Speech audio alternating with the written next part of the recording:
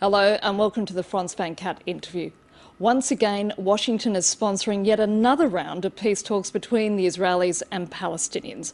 One man who's going to be watching developments very closely is Palestinian politician Mohammed Dahlan, the former leader of Fatah in Gaza.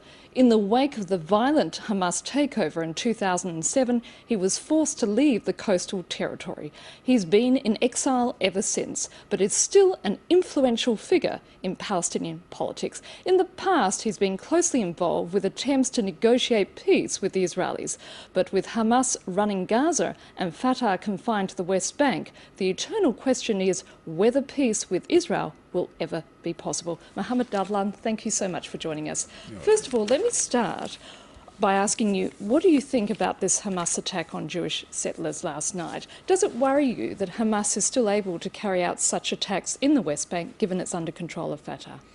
Yeah, it doesn't need a lot of efforts to have attacks in Israel or in West Bank or wherever they want to do it, either Fatah or another organization. But the question is, why is now? Why Hamas is doing that now?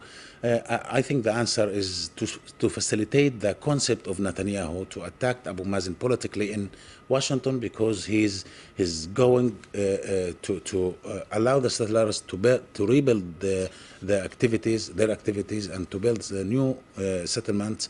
And I think that attacks was a gift for Netanyahu to pressure the whole international community to believe in his beliefs and his strategy, which based in destroying the hope of building two-state solution or implementing the two-state solution. Now, what do you think of President Abbas agreeing to take part in these negotiations, despite being very adamant over a number of months that the Palestinians wouldn't take part or participate while settlement construction continues? Yeah, you know, our official position, we pass it to the Quartet and to the US and to everybody, to Arab world, that we cannot continue this negotiation while the settlement activities is taking place, because settlement is really kind of terrorism. There's no difference between settlements activities and the terror acts have taken place yesterday. It's the same, because Netanyahu, in fact, he's putting facts on the ground and he's designing the final status on the ground without negotiation. This is not just only precondition, but facts on the ground. This is our position. The Americans thought that they have hope. And they wouldn't be able to convince Netanyahu to stop his activities and to change the situation on the ground and to look for the condition that allowed both sides to go free and confidence to discuss deeply the final status issues related to Jerusalem, refugees, and that we call it territorial issue. Now, I think I hope that it will not be photo opportunities in Washington. If Washington will conclude something real to convince Netanyahu to do real negotiation instead of just only bluffing the international community that he's willing to do something great for Palestinians, but because the Palestinians are not there, he is not able to do it. Therefore, I think the big test for the whole international community is 26th of this month. If Netanyahu will continue building settlements, I think there is no hope to continue this negotiation. Of course, September 26th, as you just mentioned, is a key date, and that's the date when this Israeli settlement freeze it ends. If the Israelis do not extend that freeze, what will the Palestinian negotiating team do? I don't think they have the political legitimacy to continue, and Palestinian interests will be destroyed with such things, because you know, we cannot negotiate while the settlement activities are building on the territories that we are negotiating on. Therefore, I don't think there will be a chance to continue such negotiation while Netanyahu is continuing building thousands of houses in East Jerusalem and West Bank. The minute that we are talking about the territorial issue, there is no logic. And another thing that I really want to mention it here, there is no need for negotiation. We are discussing all these details related to Jerusalem, territorial issue, refugees. It needs political decision from Netanyahu and Abu Mazen. I think, according to my knowledge, that Abu Mazen is able to take such decision, but not Netanyahu, his coalition, his way of thinking is not really able to do, and he doesn't want to do it because his coalition is related with the settlers, not with the peace treaty with the Palestinians. He wants to satisfy Benny Begin instead of satisfying the American administration or the EU country. President Abbas remains in power despite saying he wants to resign. His mandate has expired. How strong a leader is he? It doesn't need strong leader. It doesn't need to go to the gym to be strong or weak.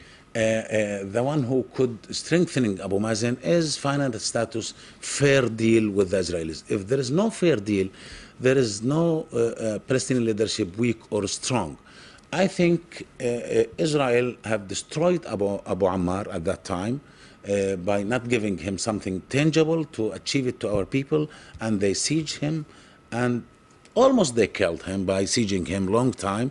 And now, at that time they were talking about Abu Mazen. If he will come, we'll make the final status in 2 months. Now Abu Mazen is here, 5 years. They didn't give him anything. That means Israeli strategy based on no partnership with the Palestinians, no matter who's running the show there. Now Abu Mazen is there, and Salam Fayyad is prime minister. This is the dream team to have the peace, and they are destroying them politically. Of course, Palestinian Prime Minister Salam Fayyad has a very ambitious plan to establish a Palestinian state by the end of 2011. Do you think that's feasible? No, I don't think, but he's doing his best to build a strong institution, because the minute that Israel are sieging West Bank and isolating Jerusalem and destroying Salam Fayyad programs in Nablus and Jenin and kidnapping some people here and there. Last action was against our people in Nablus. They get in. The minute that everybody knows and admire that Salam Fayyad have done a great job in security and in economic things by the help of Abu Mazen and Fatah, but they went in and out without reason, just only to humiliate Salam Fayyad and Abu Mazen among their people. And this is the way that they destroy the hope from my point of view. Therefore, this question should be answered by Netanyahu.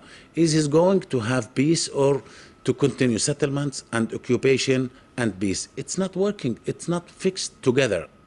What sort of relationship do you have with President Abbas? It's excellent relationship. I'm working in the Central Committee. I've been elected last year, and I'm helping in the steering committee for the negotiation. I'm not going to negotiating TPL anymore. I'm fed up from that. I got 12 years with Abu Ammar and Abu Mazen, and it's hard job. It's not easy. You will be attacked by everybody, the Israelis, the Americans, Palestinians. You're not interested in running for presidency at some stage? No, I don't think. I saw Abu Ammar experience with the Israelis. I saw Abu Mazen. He's a peace man. He's spending all his life to make peace. I think it's a hard job, and I'm not really interested. I do interested to strengthen Palestinian leadership, to have peace, to get some hope for our people for the future. So what are your personal ambitions? No, I'm working now in the whole levels, in the leader and Palestinian leadership, PLO, authority. I'm a member of PLC members. I think I'm satisfied by my role now. Do you see a day where you'll ever go back to Gaza? Yes, of course, because I've been deported by the Israelis. I've been jailed 5 times by the Israelis. Then they deported me. Then I get back to them as a negotiator in Taba and in Camp David. In fact, I wasn't been there when Hamas have taken the coup. I was in the hospital in Germany. But I think Hamas have made a strategic mistake by taking over by force, because they lose, we lose, and the Palestinian people are suffering. Now, even the former head of the Israeli Mossad, Ephraim Halevi, says the Israelis should talk to Hamas. Don't you think it's time for Fatah to reconcile with Hamas? No. We are begging Hamas for reconciliation. We've signed the Egyptian document because without putting any demands on it. But Hamas have no interest to have reconciliation with Fatah, because they want reconciliation with Israel. and with the Americans, and we are following their relationship. They are trying, but they will not get anything because we know the rules. There is rules in the international relationship. Hamas, they thought that if they go to the mosque, they can open the White House. It's not going to happen this way. I think they can be part of the Palestinian political system, and we are very keen to have them in this political system. It will strengthen Hamas, the same strengthening Palestinian Authority. But there is political rules to how to do it. Till now, PLO, according to the law, representing Palestinian people. There is no another way unless we will go back to the election. And Hamas, they are against going back to the election because they know in advance they will lose it. Do you think, though, there will be a day where the two sides will come together, given what you... Yeah, absolutely. There is no another way.